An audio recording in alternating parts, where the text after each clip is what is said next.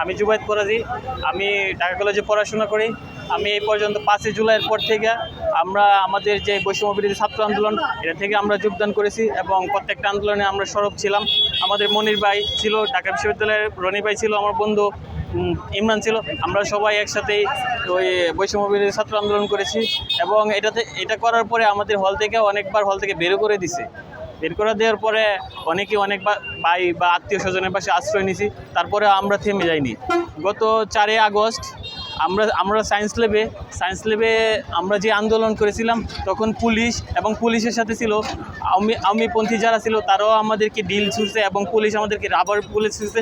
এই রাবার বুলেটের একটি অংশ সেখানে ওইটা এই রাবার বুলেটটা লাগছিল। তারপরে আমার ভাগ্য ভালো যে আমার সাথে ব্যাগ ছিল। ব্যাগ যদি না থাকতো তাহলে আমার পুরা পিছিয়ে বিদ্ধ হয়ে যেত।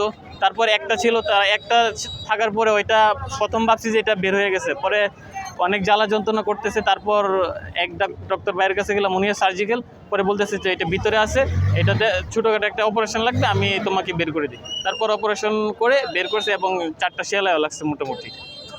আমরা আমি স্মরণ করি যে আমাদের আবু সাইদ ভাই, যার যে সাহসিকতা, এই সাহসিকতার কারণে আমরাও অনুপ্রেরণা পাইছি, আমরা সকল বৈষম্য বিরোধী ছাত্ররা সাহস পাইছি, যার কারণে আজ আমাদের এই দেশ স্বাধীন হয়েছে। ঠিক আছে।